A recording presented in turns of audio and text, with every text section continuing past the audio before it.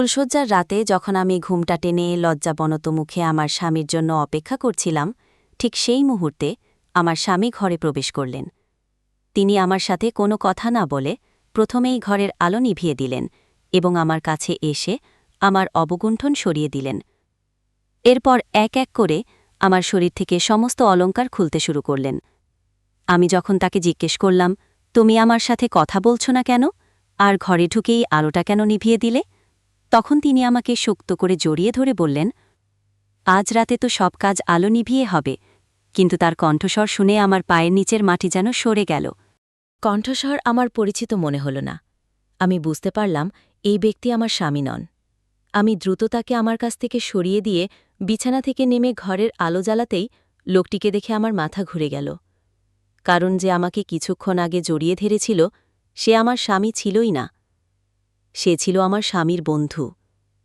ফুলশয্যার রাতে আমার স্বামীর জায়গায় অন্য কেউ কিভাবে আসতে পারে, আর কেনই বা আমার সাথে বাসর রাত কাটাতে এসেছিল? আমার জীবনের এই নির্মম সত্য কাহিনী শুনলে আপনাদেরও হয়তো চোখে জল এসে যাবে। আমার জীবনে সবকিছুই আজ এই গল্পের মাধ্যমে আপনাদের জানাব। ছিলাম আমি। আমার নাম আরোহী। আমি আমার বাবা মায়ের একমাত্র সন্তান। কলেজ জীবন শেষ হবার পরে আমার জন্য একটি খুব ভালো বিয়ের প্রস্তাব আসে। পাত্রটি সরকারি চাকুরিজীবী ছিলেন, তাই আমার বাবা তার প্রতিষ্ঠিত ভবিষ্যৎ এবং স্বনামধন্য পরিবারের কথা ভেবেই এই বিয়েতে সম্মতি দিয়েছিলেন। আমার বিয়ের জন্য বাবা অনেক দামি গয়না ও পোশাক কিনেছিলেন। বিয়ের আগের দিন আমার বাবা মা আমাকে নিয়ে অনেক গর্ব করে বলেছিলেন, আমাদের একমাত্র মেয়েকে আমরা রানীর মতো সাজিয়ে বিদায় দেব। বিয়েতে কোনো কিছুর কমতি রাখব না। কিন্তু বিয়ে ঠিক আগের রাতেই আমাকে ক্ষমা করে দিও। আমি তোমাদের পছন্দের ছেলেকে বিয়ে করতে পারব না। আমি যাকে ভালোবাসি তার সাথেই ঘর বাঁধতে চাই। আমি তোমাদের অনেকবার বলেছিলাম যে আমি রোহানকে ভালোবাসি। তোমরা আমার বিয়ে রোহানের সাথে দিতে চাওনি। আসলে বিয়ের আগের রাতে আমার রোহানের সাথে দেখা হয়েছিল এবং ও আমাকে এখান থেকে পালিয়ে যেতে বলে। আমি তোমাদের কাছে ক্ষমা চাইছি।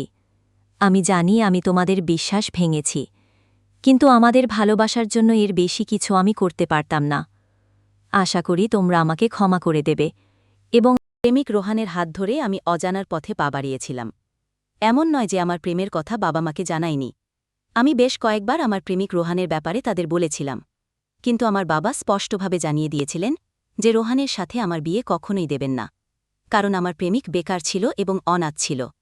তাই বাবা আগে থেকেই বলে দিয়েছিলেন, এমন একটি ছেলের সাথে আমার বিয়ে কিছুতেই সম্ভব নয়। আমি প্রথমে বাড়ি থেকে পালাতে রাজি ছিলাম না, কিন্তু আমার প্রেমিকের কথায় বিশ্বাস ও ভরসা করে আমি বাড়ি ছাড়তে বাধ্য হয়েছিলাম। সেদিন রাতে যখন আমার বাবা মা ও